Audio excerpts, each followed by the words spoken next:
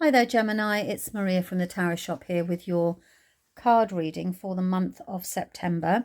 Now, if you haven't been to me before, I am slightly like a stuck-up record, unfortunately, because I say it, I'm the same with at the beginning of every video. A couple of things. If you haven't been to me before, there's two decks in front of you. This is an oracle, that's tarot. I only take a few cards to give you a message from the tarot for the month ahead. It should give you a general feeling of the energies and the influences surrounding what may come. If it doesn't make sense and doesn't resonate, please don't try and make it fit. It should feel right. If it doesn't, then it's not for you. Then listen to your moon and or your rising signs instead, because it could be there's something. I will put the descriptions of the decks I'm using in the description, and I am using this month the Woodland Wardens. Now, I'm using that for the oracle deck because it feels like it's a time for grounding. So without further ado, Gemini, let's see what the cards have for you. Okay, so you've got bashfulness, which always suggests to me that you're hiding your light under a bushel. You're the peony.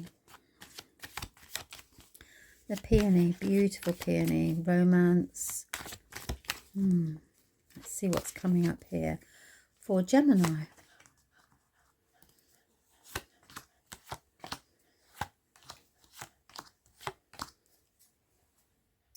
Wow, okay, so you've got three major arcanas. So something's changing this month, Gemini.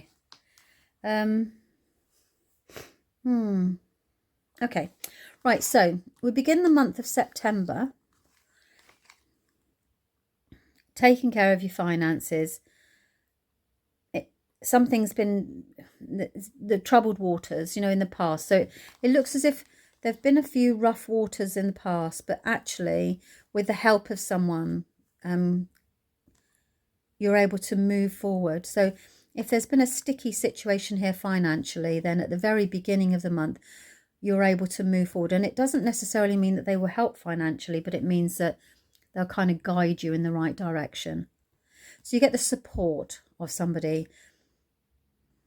It looks as if it's been, you know, worrying you a little bit. But anyway, so that financial situation is behind you at the beginning of the month. So you've got some good news there from a financial point of view where you're able to move forward. Now, look at this gorgeous situation here. Now, you've got the moon, which tells me that you need to expect the unexpected, something hidden, and this is not sinister, but something that you cannot see, because the moon will only allow us to see so much. If you can think about a full moon, you can't see everything like you can with the sun because there are all these shadows. So as a result of that, we don't get to see the full picture. So when the moon comes into our reading, it says something you haven't considered will appear and materialize that takes you on a path towards enlightenment. And then it allows you to rest. So I do feel that there's been some worry here because you're able to take a mental rest, a mental respite. So if this has been something else, you're getting forward, moving forward in this situation, somebody's supporting you into moving forward. And as a result of that, something you hadn't considered may appear. Maybe there were some finances that you're able to uncover. There's something going to come up from the deep. Maybe it's something you've had a long time and you didn't realize, and now it's able to mature. So there's something going on there around money, and it gives you a break from worry, because when you get the Four of Swords, it tells me that you need a break, you know, mentally, that you've been worrying about things. And actually, as a result of that, it's a lovely time of peace. So you find peace, you see, because of this something that's going to come up. Anyway, so that's kind of it. And then you move into the end of this month with these two major arcana. So you find your peace.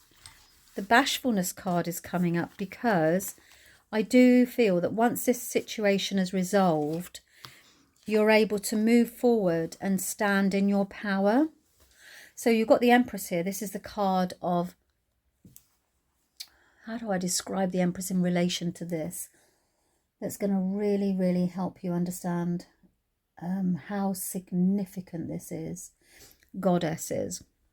followed immediately by the Justice. So this is but it's the power of creation. It's not like the Magician where you materialize something from above and it manifests, but it's not manifestation. This is about growth. It's about giving birth to something that will actually bear fruit. And what it does is it bears fruit to justice in your life, and justice about what's right for you, what you actually really deserve. So it suggests that once you've sorted that, and actually you can start stepping into your confidence, really, because I think that you've been, you know, like I said, hiding your light under a bushel. You're going to step forward into this powerful situation where you are able to harness the energy of the creator, but the creator is you. So it's not the creator as in our creator, it's you are the creator of something, you know, and it's long term. It's like you're laying the seeds of something that's going to sustain you and take you on your, it's so significant, which is why I was kind of like just really struggling to get the words there, is to lay it across, is that the Justice is always about getting the balance right in our life, but also about our just desserts. What is rightfully ours? What do we deserve? What do we want? What puts balance in our life? What do we believe is fair? What is it we desire? And actually, you know, what would make it feel as if it all was right in the world, you know? So it's that kind of thing.